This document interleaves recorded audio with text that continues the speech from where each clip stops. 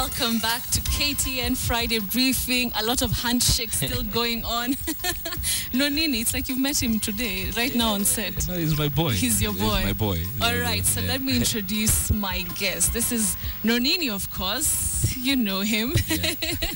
And that is LalDaggy. Now, LalDaggy is quite a special guest anchor, honestly. He is Kenya's first deaf and mute rapper. He cannot hear and he cannot speak, yet he's a rapper. How cool is that? He's LalDaggy and he's the interpreter Jack. Welcome to KTN. LalDaggy, feel at home? Good. Communication here. All right, now Nonini, yes. How did you meet LalDaggy? Tell us a bit about him. It's an interesting story, actually. Yes. LalDaggy asked for me one day when he went to the office of the Youth Fund. Yes. He went to seek help from Bruce Odhiambo. Na akambia Bruce Odhiambo anaweza like work na Nonini. Alin describe. Yes. I'm a short guy. You know, so that's Nonini, and that's how it happened. Bruce called me to the studio. Yes. And boom, we're here today. You're here today. Yeah. All right. So before even we move on, I want us to play part of that song. It's an amazing song. It's called Story I'm a Champions. Yeah. It's a very beautiful song. Let's just have a bit of it, and then you can understand how LalDaggy got to sing through Nonini. I'll see you.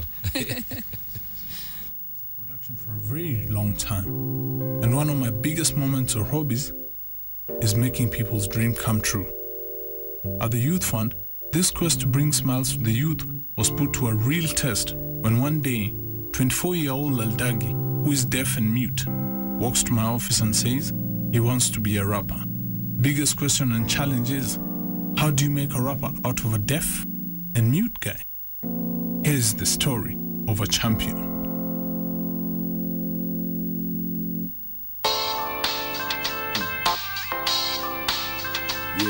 Yeah. Mucheki maisha yangu na nafuraha sana, na smile na shukuru jana kukazana. Looking back vile lingia kwa hii dunia, kama mtoto yote nzaliwa poa sikuwa yumia. Kama ni masikio nilikuwa nasikia poa, matamshi mdomo nilikuwa nazitoa. Oh my goodness, utaishi aje bila mother. By age 2 akuwa divorce na kwa gablanda. Age 5 nikakuwa mgonjwa tena sana. Ilikuwa time mob nikiwa mgonjwa nilirecover. Life ilipiga kona ilikuwa the same. Niliuliza mbona mambo ilienda this way. Siwezi ongea, bado kusikiza na siwezi sikia, lakini kimiujiza na kuelewa na nakusikia, na sasa niko kwa studio booth na kuimbia.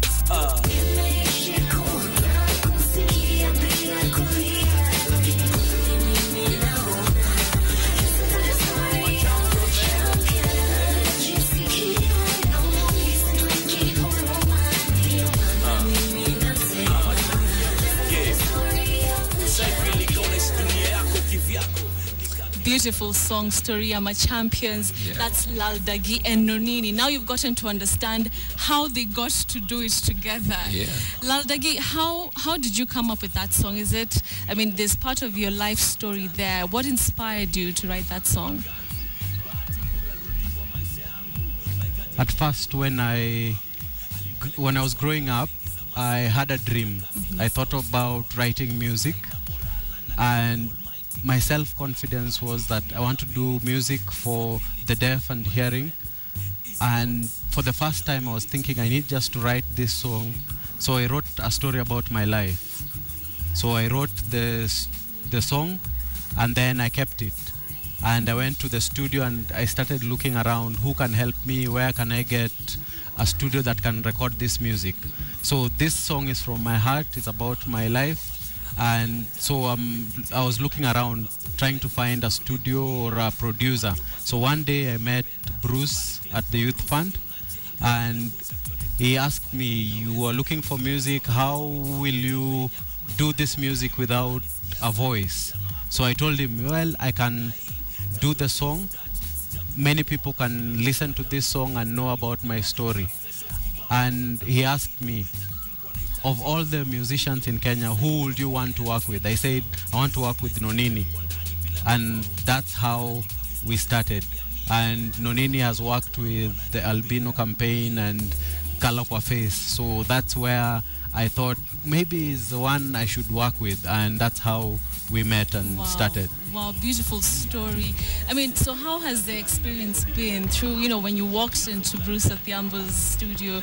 I mean, well, how has the experience been?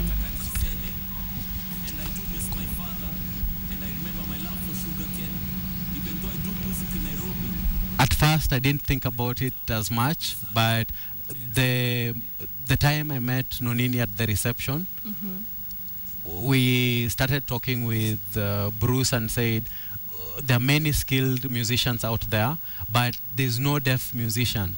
And there are many persons with disability who are musicians, but there's no deaf musician. So when I met Bruce, I thought maybe we can promote this song. So the first time I started singing with a group called Sign Media Kenya Limited with Jared and Kizito. And when we started, it was just little songs here and there, but we only sang to a group of people in church. But then with time, I got the confidence. By the time I was meeting Bruce, I had the confidence to give a testimony of my life and share it. I was nervous at first with the studio equipment and everything, but sitting down and thinking about the song, it was very easy to think about the lyrics and work together. So that's how we did it. Amazing. Nonini, I mean, you're so excited about this. And when I invited you to come, you said you have to come with LalDaggy. I mean, how was it at first when he approached you? You know, were you shocked? When Bruce invited me to the studio, when I passed by, said hi to Akina LalDaggy, I didn't know he cannot hear or speak, because you see, you can't tell. Yes, you can't actually tell. So when Bruce told me the story, I was baffled kidogo. I was like, okay. First question I asked, how will he hear the beat? The beat. The beat, which is very important. Then Bruce told me he can feel it. He can feel it. You know, sometimes you have the metronome, and if it's loud enough, he can feel it. He can feel the beat. He can actually feel it. Wow, amazing. And it's a life-changing experience, because I took his story, internalized it, and I had to bring it out on music. I've never done a project like that. It's so humbling. That day, the studio session was, my studio session usually are just hyped. That day it was emotional to some level, because I connected with it on another level. Okay. LalDaggy, I mean, where do you see yourself in the next few years, you know, especially right now that you've opened this enormous door to so many people who are, you know, experiencing the same thing you are, who cannot hear, cannot speak. How will this, you know, change your life in the years to come? First, I think in the coming years, as we start, we are asking for different people to support us, and I would like the opportunity to meet with big CEOs like Bob Collymore of Safaricom, or the president and his vice, just to let them know about this talent and share with them, and talk to them about the things that we want to do. We want to go to the deaf schools with my sign, the sign group that we have, that we can go together to these schools to encourage deaf students to think about their skill, thinking about their abilities that they have, that they can achieve something, they can be successful. I want to meet the president and his deputy and tell them people with disabilities have talent, and they need encouragement, they need support from the society, so that they can realize their full potential. Right now, they're not being encouraged, they're not being supported. We shouldn't neglect them. We need to give them equal opportunity, equal platform. Wow. LalDaggy, I mean, there are so many young people who are watching you and they're so inspired. What is it that you can tell them to make them feel that, you know, disability is not inability? Like you're here right now. No one would tell. And with a nice song like that one, I mean, you're such a big inspiration. So what is it that you would tell young people who are like you, you know, to go at it? What exactly would you tell them? What I can tell people, parents who have deaf children, we shouldn't hide these children. We shouldn't think, well, maybe these children who have disability, we should keep them at home. No, we need to give them opportunity, show them to the people around you, teach them sign language, take them to school. As you do this, they'll realize their potential. As they grow up, they'll find their skill. Some of them are musicians. Some might be fearing being seen because of their disability, but we shouldn't neglect them. We should listen to what they have. They have a story. They have something. Some can't talk, can't walk, but they have a story.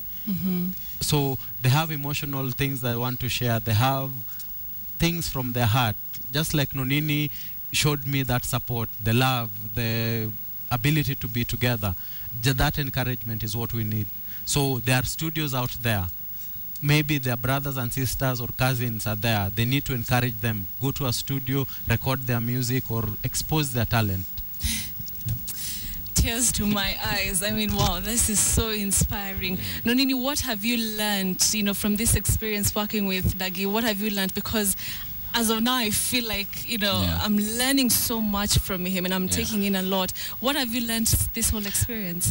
There's one thing that I also know, Jack, the interpreter. Yes. We've always been discussing a thing about redefining normal. Who said normal has to be me talking and voicing? Yeah.